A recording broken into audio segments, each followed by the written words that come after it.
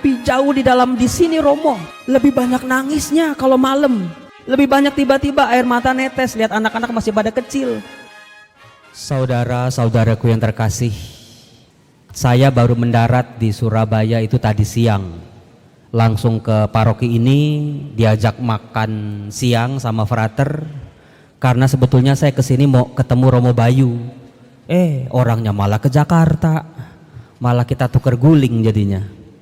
Setelah makan dikit, langsung saya cari kuliner Surabaya top 20. Yang keluar nomor 1 adalah Kartiko Heritage. Saya baca jajanan kue basah. Wah, saya ini anak tukang kue, paling demen kalau sama namanya kue-kuean kayak gitu. Langsung pakai Gojek, ternyata deket dari sini. Anda yang pernah ke sana pasti tahu ya, itu ada banyak jajanan-jajanan kue-kue basah. Aneka macam warna, aneka macam bentuk, aneka macam harganya juga. Mau manis, mau asin, mau gurih, ada semua di sana. Lalu saya tanya kepada mbaknya, "Mbak, kue yang ini rasanya apa mbak?" "Itu enak mas."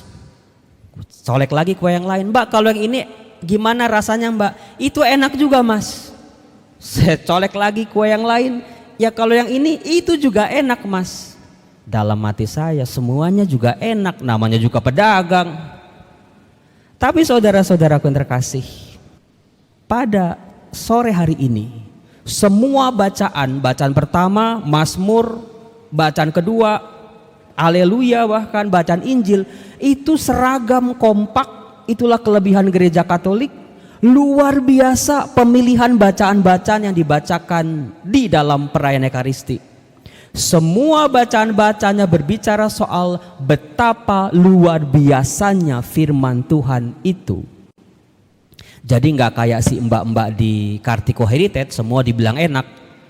Secara luar biasa, misalnya di bacaan pertama, Musa dalam kitab Ulangan berkata, firman Allah itu dekat di hatimu. Firman Tuhan Allah itu ada di dalam mulutmu. Firman Tuhan itu tidak sukar bagimu. Itu bacaan pertama. Sementara Mazmur mengatakan firman Tuhan membuat kamu hidup kembali. Saudara-saudara, ini kita nih meskipun hidup semua di sini, pandemi corona 2 tahun membuat hidup kita jungkir balik. Betul? Betul Romo, tuh kan pada manggut. Betul. Keadaan ekonomi, rumah tangga, sekolah, pekerjaan gonjang-ganjing semua. Seolah-olah kita hidup, tapi jauh di sini Romo, lebih banyak nangisnya kalau malam. Lebih banyak tiba-tiba air mata netes lihat anak-anak masih pada kecil. Sementara bayaran keperluan ini dan itu nggak sanggup Romo. Ayo, betul apa betul? Betul Romo. Mazmur mengatakan firman Tuhan membuat kamu hidup kembali. Kemudian tadi bacaan kedua, lagi-lagi Santo Paulus kepada suratnya kepada jemaat di Kolose mengatakan bahwa Yesus Kristus adalah gambar Allah yang tidak kelihatan. Allah yang kita sembah, Allah yang kita puja, Allah tempat kita memohon doa-doa kita yang mungkin udah 2 tahun belum juga terkabul Romo. Hadir saat ini dalam diri Yesus. Hadir bukan sekedar hadir, tetapi memberikan kekuatan bagi kita setiap hari apapun situasi kehidupan kita. Nah, saudara-saudaraku yang terkasih, bacaan-bacaan ini sebetulnya mengajak kita orang beriman, mau pastor, mau suster, mau frater, mau umat beriman, ketua lingkungan, prodiakon, siapapun kita, bagaimana kita diminta untuk menghadirkan kerajaan Allah dalam hidup kita, mendengar setiap saat firman-firman Tuhan bersabda kepada kita. Kan Tuhan Yesus dalam perutusannya ngomong apa? Wartakanlah Injil, katakanlah kepada orang banyak tentang kerajaan surga. Romo Yosef mah ngomong mah bisa. Romo, saya udah coba Romo masuk kamar dalam keheningan, tapi kok dengar suara Tuhan tuh banyakan gak dengar apa-apanya dalam doa. Sampai kita seringkali ngomong, Tuhan dengar gak sih permohonan kita?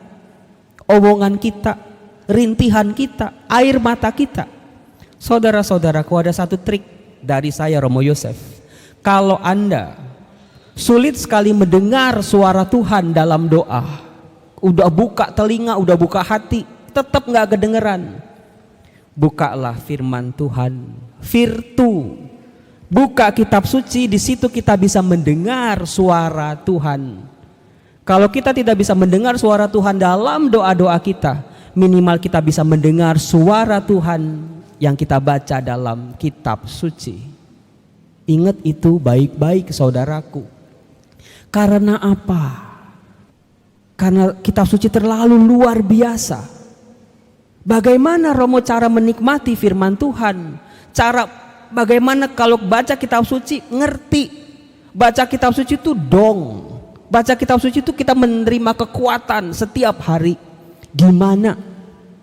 Saya mau memperkenalkan bagaimana cara Tuhan Yesus sendiri, Sang Sabda, menghadirkan kerajaan Allah. Bagaimana Yesus Sang Sabda mewartakan sabda Allah sendiri.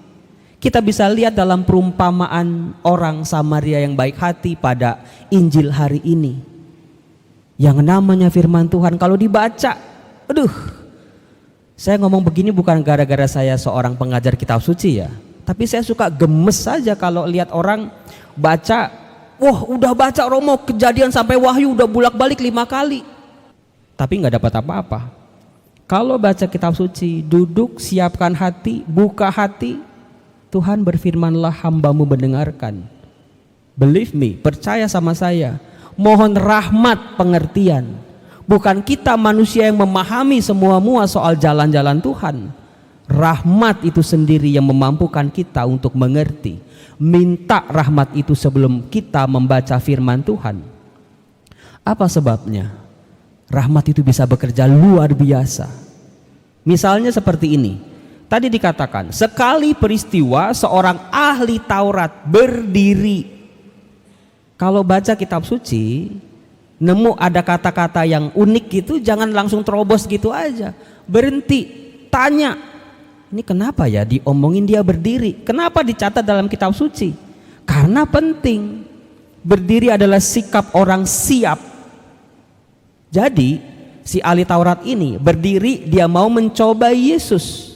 Itu dia tidak sedang main-main, tidak sedang coba-coba, serius dia. Dia sudah siap dengan argumen, dengan jawaban-jawaban, dengan sanggahan-sanggahan, udah siap. Dia bertanya, apa yang harus aku lakukan untuk memperoleh hidup yang kekal? Saudaraku, kalau kita baca perjanjian lama, soal hidup kekal itu tidak banyak dibicarakan. Tetapi itu inti hidup orang beriman. Setelah hidup kita di dunia ini selesai, terus mau apa? Si ahli Taurat ini datang dengan pertanyaan yang sungguh sangat sulit dan sangat serius. Memang dia mau mencoba Yesus. Lalu ini dia, namanya Tuhan Yesus, luar biasa. Dia bukan cuma hebat karena menebus dosa kita di salib.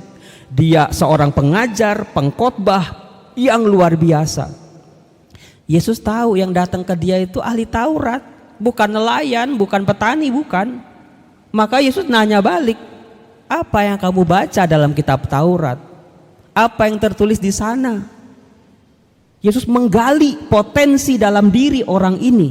Meskipun orang ini sedang mencobai dia, mau mempermalukan dia, mau menjatuhkan dia di muka umum. Lalu gak heran si ahli Taurat bisa berkata, Ve'afta Adonai Elohenu ve'kol levevka ve'kol meotka ve'kol nefeshka. Kasihlah Tuhan Allahmu dengan segenap hatimu, dengan segenap jiwamu, dengan segenap kekuatanmu dan lain sebagainya. Enggak heran dia bisa jawab betul seperti itu, karena dia ahli Taurat.